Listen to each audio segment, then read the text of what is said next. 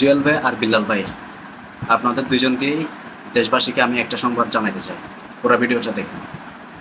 অনুপ্রেরণার আরেক নাম, মানে খাইতে খাইতে তো শেষ হয়ে যাচ্ছ তোমরা। মিস্টার ব্রেইনলেস, আমি আপনাকেই বলছি, ব্রেইন থাকলে বোঝার কথা। আমি আসলে দেখে একদম হতভম্ব, বিষয়গুলো দেখে আসলে হতভম্ব। বুঝি না, কোনো মানুষ যখন উপরে উঠে সে মানুষকে কেন টানতে টানতে নিচে নামাইতে হয়, কেন মানুষের পিছনে লাগতে হয়। আমি পার্সোনালি জুয়েল ভাইয়েরও চিনি না, তারপর হচ্ছে বিল্লাল ভাইয়েরও চিনি না। তারপরও আপনাদের উদ্দেশ্যে আমার কথা না বললে না হয়। কেননা আমাদের সমাজ, আমাদের দেশের মানুষগুলা এত বেশি নিচে নেমে যাচ্ছে, এটা বলার বাইরে। কেউ যদি একজন উপরে উঠে, তারে দেখি যে টানতে টানতে নিচে কেমনে নামানো যায় সেই চিন্তা সবসময়। একদম আপনি একটা ফ্যামিলি থেকে চিন্তা করে দেখেন, একদম ক্ষুদ্র একটা মানে অণু আর কি। ফ্যামিলি হচ্ছে আমাদের অণু, আমাদের দেশের জন্য একটা অণু। এখান থেকে শিক্ষা পাইছে কি, মানে যে উপরে উঠবে তারপরে নিচে নামানো কেমনে যায় সেই শিক্ষা। তো এরকম যদি হয় তাহলে মানুষ কোনোদিন উন্নতি করতে পারবে? অবশ্যই পারবে না। আমরা পিছিয়ে আছি কেন, আমাদের দেশটা এত পিছনে কেন? এই যে হিংসার কারণে। কোনো সময় হিংসা করা ভালো না। আমি দুজনের উদ্দেশ্যে বলতে চাই, যে উঠতেছে তারা উঠতে দেন, যে উঠতেছে তারা উঠতে দেন। আচ্ছা জুয়েল ভাই, আপনি যে কয়েকদিন আগে একটা বিষয় দেখেন নাই, খেয়াল করেন নাই আপনি, যে অস্কার পাওয়া একটা মহিলা, মানে বিশ্ব সুন্দরী হিসাবে অস্কার পাইছে, ওই মহিলা সৌদি আরবের রাষ্ট্রদূতের সাথে একটা রিলেশন ছিল ওনার। তো ওনারে নিয়ে যে কথাগুলো হয়েছে, ওনার ওনার মুখ থেকে কি শোনা হয়েছিল আমাদের আমাদের দেশের মানুষগুলা যখন আমাদের দেশের মানুষের সাথে কামড়াকামড়ি করে, বাইরের দেশের সাথে কেমনে আমরা যুদ্ধ করবো, বিষয়টা এরকম একটা কথা আসছে না? যে যাই করুক তারা সেভাবে উঠতে দেন ভাই।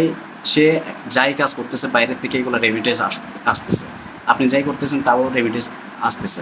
তো আপনাদের বিষয়গুলো একটু বেসিকলি সাধারণভাবে চিন্তা করা যায় না? হ্যাঁ, আপনারা যদি, আপনি তো বলতেছেন আপনি হচ্ছেন বিএসসি ইঞ্জিনিয়ার, তো বিএসসি ইঞ্জিনিয়ার হয়ে লাভটা কি হইল? আপনার তো এখনো সামাজিকভাবে আপনার কোনো নলেজই নেই। হ্যাঁ, আমরা যে নিজেদের বিরুদ্ধে নিজেরাই কামড়াকামড়ি করতেছি, এটা কি হচ্ছে? আমার কথা হচ্ছে, যে উঠতেছে তারা উঠতে দেন, ঠিক আছে? তার পিছনে লাগিয়ে না। সে আমাদের দেশের মানুষকে ক্ষতি করতেছে না, আমি দেখতেছি তো, ভিডিও আমার কাছে আসে, তো আমি দেখতেছি এগুলো কোনো ক্ষতির বিষয় না। হ্যাঁ, মানুষ একটা অ্যাভেলেবল হলে এর রেসপেক্ট করা যায়। মানুষ ভালোবেসে অনেক কিছু করে, আপনারাও ভাই ভালোবেসে অনেকে অনেক কিছু দিচ্ছে না? আপনি যেহেতু মানুষের জন্য করতেছেন তাই অনেকে আপনারা দিচ্ছে না? হ্যাঁ, আপনার অ্যাকাউন্টে অনেকে ফাউন্ড পাঠায়। কয়েকদিন আগে যে মেয়েটা এত কান্না করছে, কুড়ে গিয়ে এখানে যায় ওখানে যায়, এত বেশি কান্না করছিল, তার ব্যাপারে কোনো কিছু বলছেন?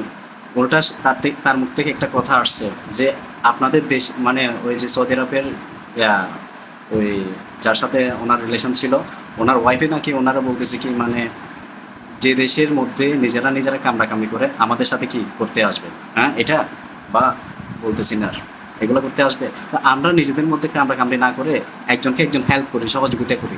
যে উঠতেছে তারা আরও হেল্প করি, যাতে বাইরের দেশের পর্যন্ত যায়, যাতে কন্টেন্ট করে প্রয়োজন আমাদের জন্য রিমিটেন্স নিয়ে আসতে পারে। তো বিষয়টা এরকম করার দরকার না? যা আমরা আসলে নিচু জাতি হয়েছি এই কারণে, কারো ভালো দেখতে পারি না। দেখেন জোর ভাই, কিছু মনে করেন না, আমি আসলে পারলাম না, মানে এই বিষয়গুলো দেখে আর পারলাম না।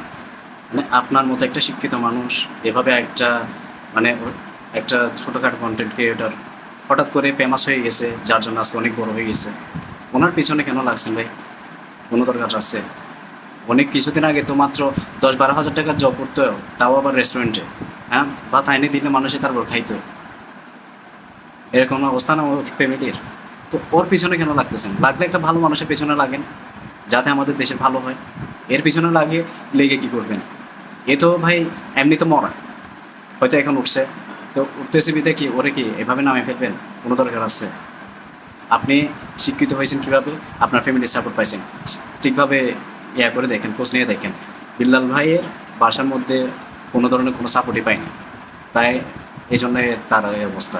তার জব করতে হয়েছিল, তাও আবার রেস্টুরেন্টে। সে যখন এইগুলো করে নাই তখন তো তারও কেউ চিনতো না, তখন কেউ লাগছিল পিছনে? কেউ লাগে না। আজকে কেন লাগতেছে বোধহয়? এগুলো ভাই ছাড়িয়ে দেন, বাদ দেন। এটা আমি মূলত বলতেছি শুধু আপনাকে না জুয়েল ভাই, আপনাকে বলতেছি না, এটা আমি পুরা দেশের মানুষকে বলতে চাচ্ছি, পুরা দেশের মানুষকে বলতেছি। যতদিন অবধি আমরা নিজেদের মধ্যে নিজেরা কামড়াকামড়ি ছাড়তে পারবো না, ততদিন পর্যন্ত আমাদের স্বভাব ভালো হবে না, আমরা কোনোদিন উন্নত জাতি হইতে পারবো না। আমি বলে যাচ্ছি আজকে, আমি মেজবা কাদের আজকে বলে যাচ্ছি, এটা মাথায় রাখি। ধন্যবাদ। আসসালামু আলাইকুম।